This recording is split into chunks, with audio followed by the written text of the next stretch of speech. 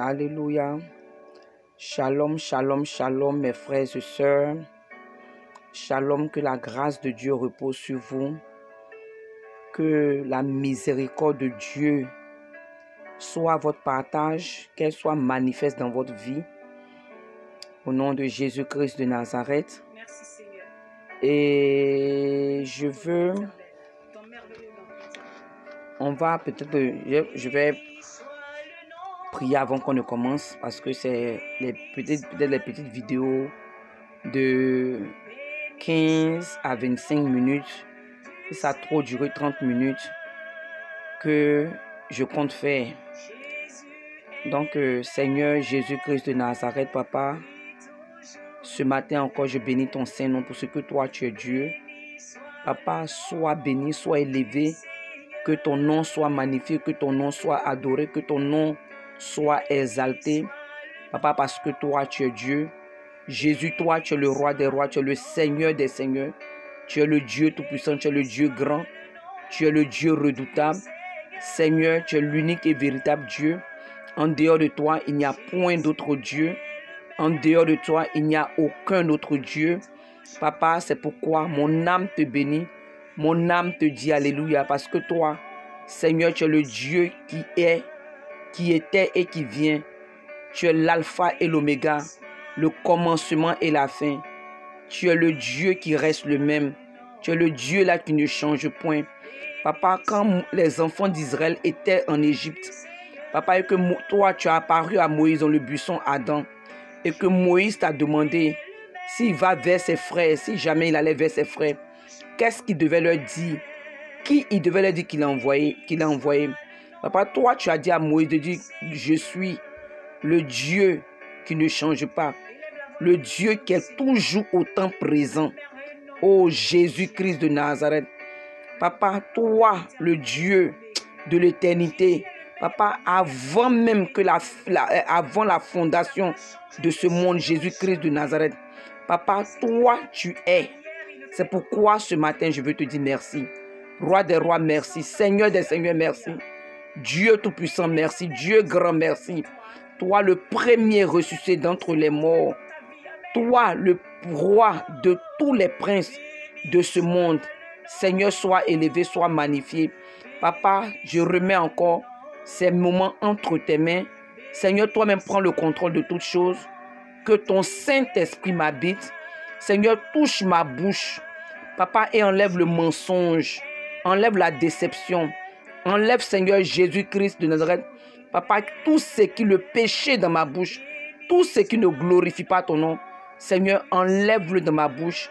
Seigneur, et que toi-même tu mets tes paroles, Seigneur, dans ma bouche, afin que ta fille qui va m'écouter, ton fils qui va m'écouter, ta brebis égarée qui va m'écouter, Seigneur, puisse entendre ta voix et qu'elle puisse te suivre. Jésus a agi pour la gloire de ton nom. Au nom de Jésus, Amen. Ce matin, nous allons lire le livre de Romains chapitre 8, verset 13.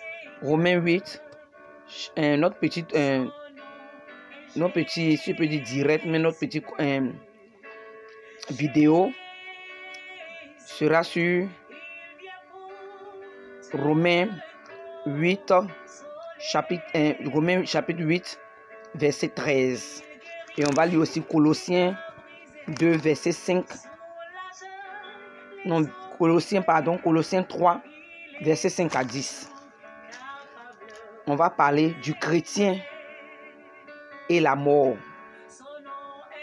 Le chrétien et la mort. Qu'est-ce qu'on entend quand on dit chrétien? Un chrétien ou bien une chrétienne doit mourir en Christ. Le chrétien et la mort en Christ.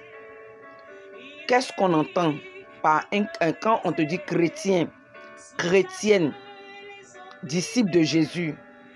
Toi qui crois en sa majesté Jésus-Christ de Nazareth, tu dois mourir en Christ. Qu'est-ce que cela veut dire? Qu'est-ce que tu entends par cela? Donc moi, je vais partager avec toi, mon frère, ma soeur, ce que moi j'entends quand on me dit mourir en Christ. Quand on me dit ange, tu dois mourir en Christ. Mais un chrétien doit mourir en Christ. Romains 8, verset 13. Il dit, si vous vivez selon la chair, vous mourrez. Mais si par l'esprit vous faites mourir les actions du corps, vous vivrez. Aujourd'hui, beaucoup d'entre nous, on dit, oh, je suis morte en Christ. Je suis mort en Christ. Mais ma soeur, mon frère, la question que je viens de te poser, est-ce que tu es réellement mort en Christ? Est-ce que tu es réellement morte en Christ? Est-ce qu'en tant que chrétien, on comprend réellement, on comprend parfaitement ce que veut dire mourir en Christ? Moi, je dirais que beaucoup de chrétiens, beaucoup de chrétiennes, on n'a pas compris, ne comprennent pas ce que veut dire, ne connaissent pas, ne savent pas ce que veut dire mourir en Christ. Beaucoup d'entre nous, on ne sait pas ce que ça veut dire. On ne sait pas ce que cela implique. On ne sait pas ce que ça veut dire. Parce que beaucoup d'entre nous, oh, je suis morte en Christ, comme je l'ai dit. Je suis mort en Christ. Mais ce que notre bouche dit, on ne le fait pas. Ce que notre bouche proclame, nos membres, les membres de notre corps, mais notre corps n'accomplit pas cela. Alors que la Bible dit quoi? Que le Seigneur Jésus, il n'est ni un homme pour mentir, ni le fils d'un homme pour se repentir. Parce que ce qu'il dit, il le fait. Ce qu'il déclare, sa main l'accomplit. Mais nous, on déclare des choses, on dit des choses, mais on ne le fait pas. Nos corps, les membres de nos corps ne les accomplissent pas. Oh non, moi je suis morte en Christ. Je suis mort en Christ. C'est bien beau, je suis chrétienne. C'est chic d'entendre, c'est bien beau de le dire. Mais ma soeur, est-ce que réellement tu es morte en Christ? Est-ce que réellement tu es mort en Christ? La mort, c'est quoi la mort? Et comme je dis, je ne veux pas, dans cette vidéo-là, je ne veux pas être vraiment longue. Sinon, j'allais aller ce que la Bible dit de le dictionnaire biblique dit de la mort et le dictionnaire même Larousse, la discipline de la mort. Mais on va prendre même le terre à terre, si je peux le dire. On va prendre la vie pratique, notre vie au quotidien, la vie de tous les jours. La mort. Quand quelqu'un est mort, quand une personne est morte, elle ne respire plus, elle ne parle plus, elle ne mange plus, elle ne regarde, elle ne voit plus, elle ne peut pas regarder quelqu'un, elle ne danse plus, elle n'émet aucun son. La personne est raide, la personne est morte. La personne ne parle plus. La personne ne fait plus de mouvement. La personne n'a plus de parole. La personne est à la merci de ceux qui vont la laver, de ceux qui vont l'habiller, de ceux qui vont l'enterrer, ceux qui vont organiser. C'est quelqu'un d'autre même qui organise ses funérailles pour elle. C'est quelqu'un qui fait les courses de son funérail, qui fait tout pour elle, jusqu'à même aller même choisir le cercueil. Parce que même si tu as choisi, quelqu'un me dirait que, Ange, tu peux même préparer tes funérailles, tu peux choisir ton cercueil, aller creuser ta tombe, payer la tête, tout. Mais est-ce que c'est toi? Et à la dernière minute, les gens peuvent changer ça. Tu n'as plus de mots à dire. Malgré tout ce que tu as fait, les changements qui vont venir après, tout ce qui va se passer après, tu peux ne pas avoir ton mot à dire. Les gens peuvent changer les choses. Ou bien même si c'est toi, tu as choisi, tu as prévu tout ça là.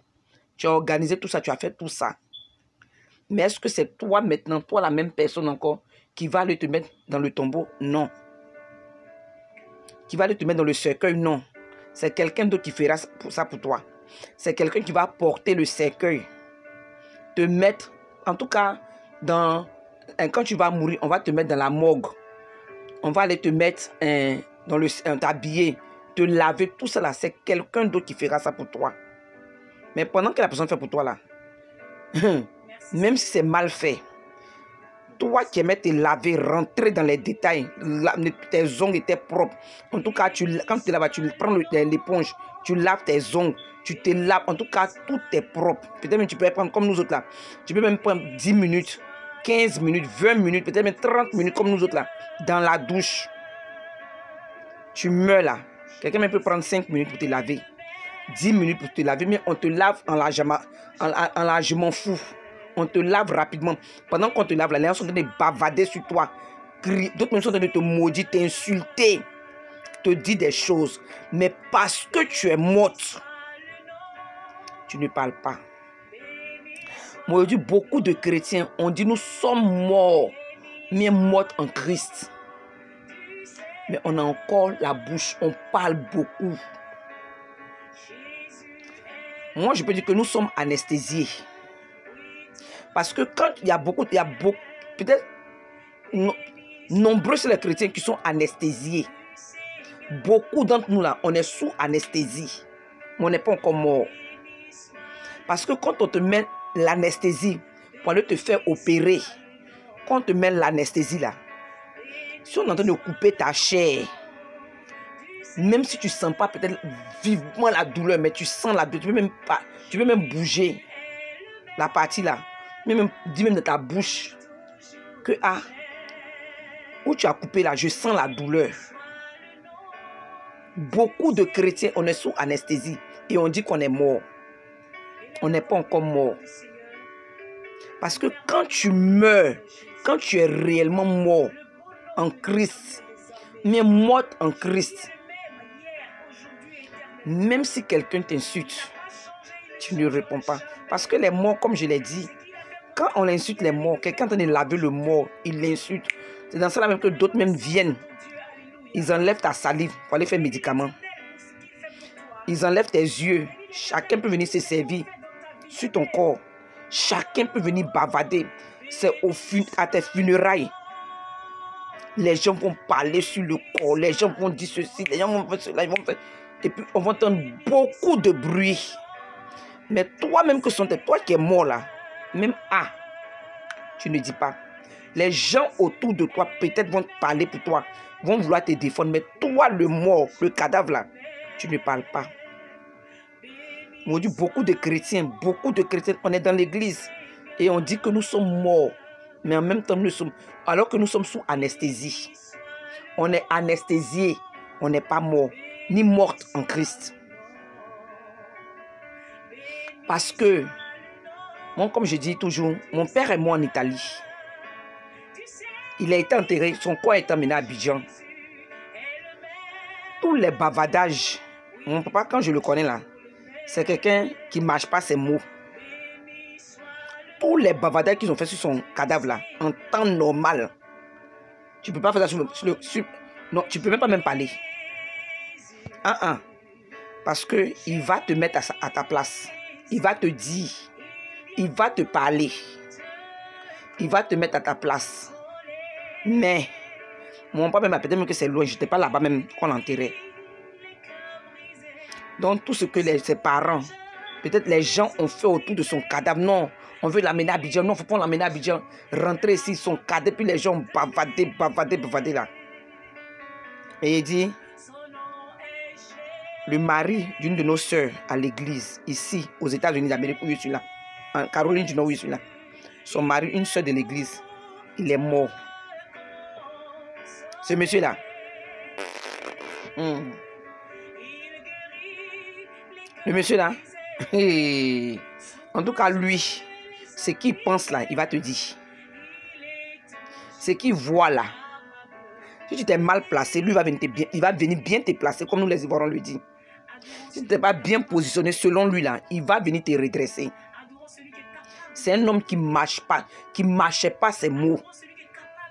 Quand il voit c'est jaune, il va te dire que c'est jaune. Si tout le monde ne veut pas parler dans la salle là, personne ne veut dire quelque chose, il va parler.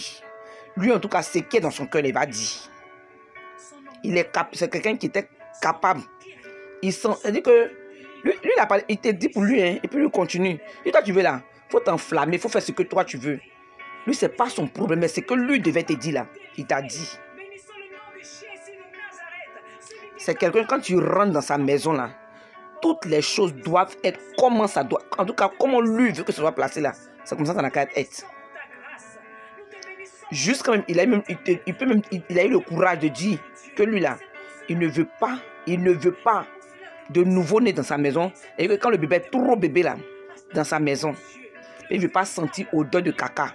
Ensuite, toi, tu as accouché ton enfant là. Hein? Peut-être qu'il va venir te voir chez toi à la maison. Mais pour dire que toi, tu as amené ton enfant chez lui, pour que ton enfant va chier, puis l'odeur va prendre sa maison là. Lui n'est pas dedans. Oh yes. Aux membres de son église, il leur dit ça. Il leur dit ça. Un monsieur très, il va se dire difficile. Mais ma soeur, mon frère, quand il est mort, comme il dit que lui là, dans sa maison, quand tu vas là, il a des choses que tu ne dois pas toucher. Il a ces vieux, les disques d'avant, où tu tournais rond comme ça de la ça. Ces anciennes musiques d'avant, ces anciennes musiques, ces anciens disques d'avant. En tout cas, il ne faut même pas aller toucher. Il va te mettre à ta place rapidement. Il ne jouait pas ces choses. Mais tiens-toi bien, quand il est mort, je pense que c'était peut-être fin juillet, mi-juillet, début août de cette année 2020 là. Et on est allé chez lui. Nous sommes allés chez lui. On est assis dans sa maison. À un moment même, les femmes de l'église étaient ensemble. Ils ont dit, et puis on a dit à la soeur que ton mari est vraiment mort. Puis c'est dans la maison de ton mari que nous on est en train de faire tout ce qu'on veut. Que vraiment il est mort. Vraiment, les morts ne parlent pas. Malgré tout ce que tu vas faire, malgré tout ce qui sera dit, malgré en tout cas de la manière que tu vas traiter mort, il ne parle pas. Mais nous aujourd'hui les chrétiens, nous sommes beaucoup anesthésiés. L'anesthésie est en nous et on dit qu'on est mort. Parce que chrétien qui est mort, qui est morte là, normalement, si quelqu'un t'insulte,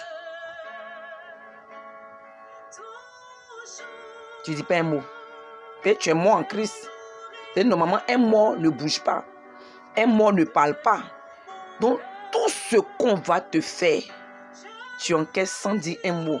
Sans même avoir des attitudes.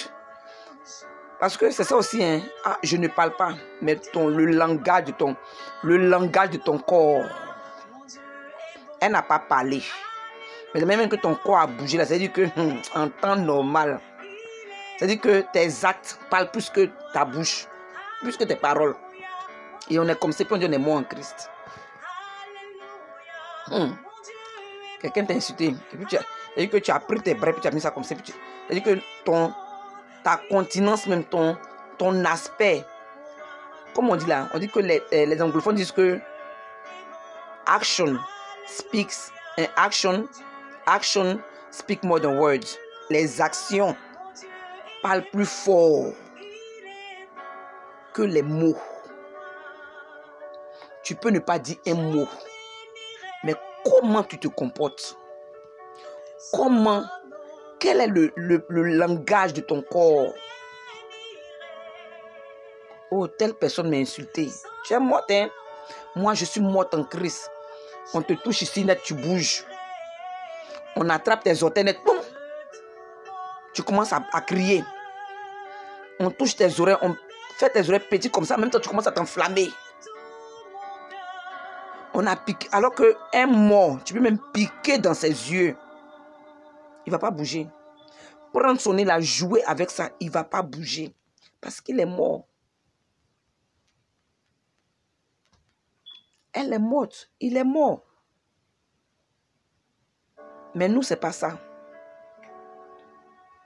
Chrétien, chrétienne.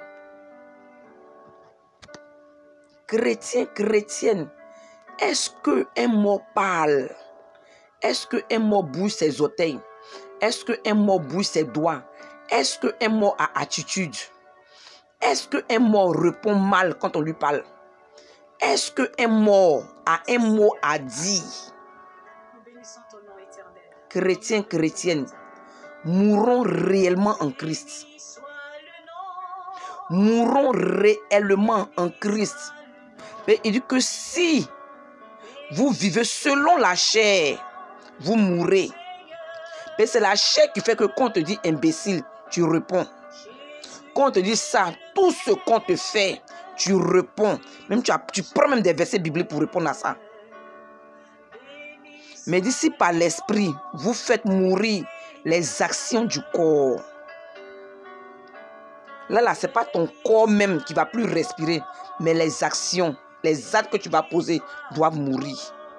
Quand on te parle mal, tu réponds peut-être avec amour, avec douceur, tu assaisonnes ton langage.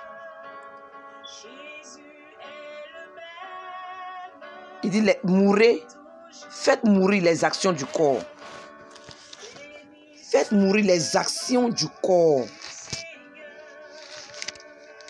Fais mourir la haine en toi, la colère, le mensonge, la vie de débauche, la masturbation, la pornographie, la prostitution, les critiques,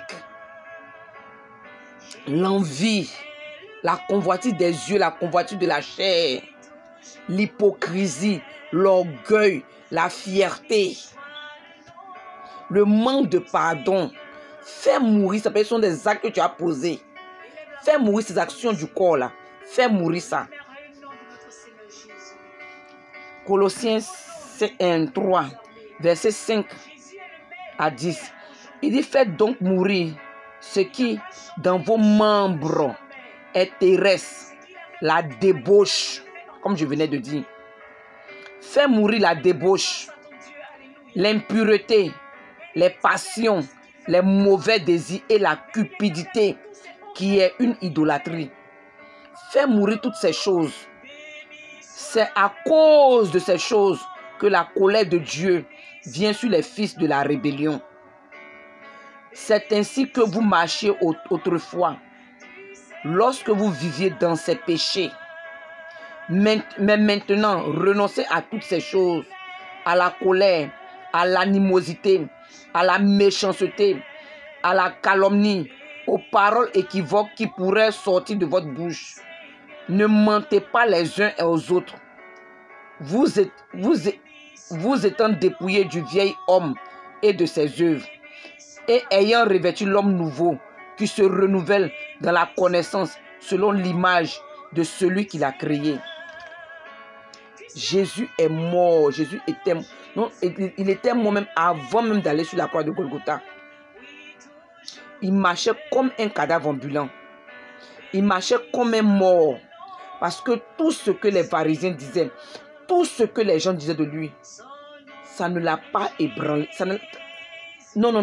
Il ne s'est pas mis en colère. Il ne s'est pas battu les gens. Il n'a pas parlé mal aux gens. Il n'a pas vécu dans la débauche. En tout cas, ces membres-là, il les a tués. Ils étaient morts en Christ. Ils étaient morts. Ces membres étaient morts à la débauche. La Bible dit quoi? Dans Hébreux 4. Je pense à partir du verset 16. À partir du verset 12, quelque part vers là-bas. Il dit, Hébreux 4. Il dit, Jésus a été tenté en toutes choses. Toi, si tu es, il a été tenté en toutes choses. Ma chère, toutes choses là, ça veut dire beaucoup. Même, c'est-à-dire qu'il a été tenté sexuellement, mais il n'a point péché. Il a été tenté. Être tenté là, c'est pas dire que tu as commis péché. Tout le monde peut être tenté. Mais c'est quand tu poses l'acte que tu as péché. Jésus était tenté.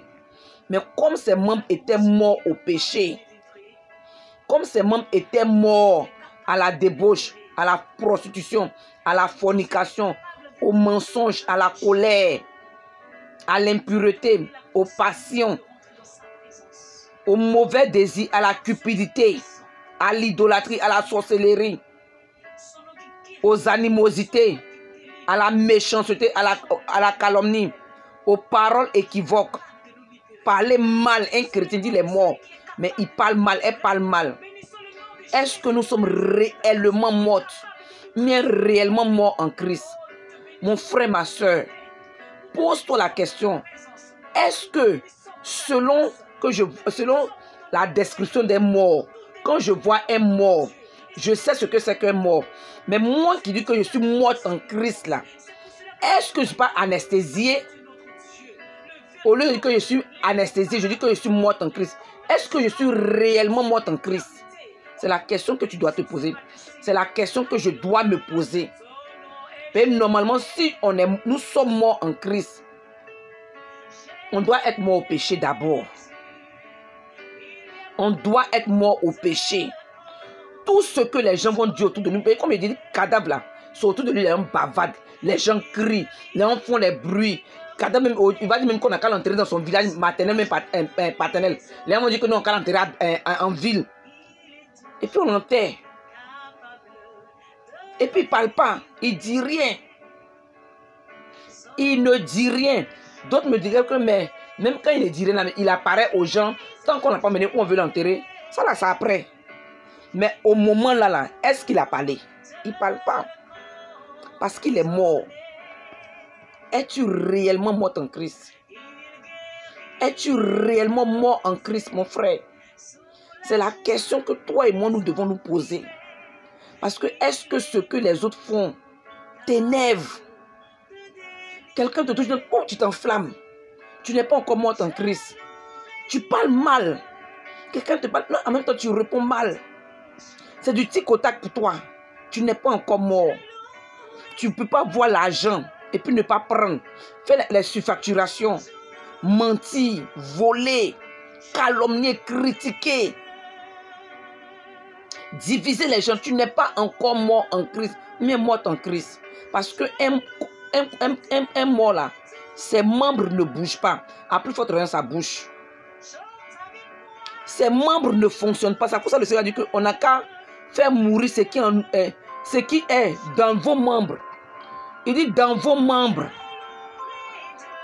Donc, comme les morts là, nos membres doivent être morts. Nos membres doivent mourir. On ne doit plus marcher pour aller dans la maison de la prostituée. On ne doit plus marcher pour aller voler.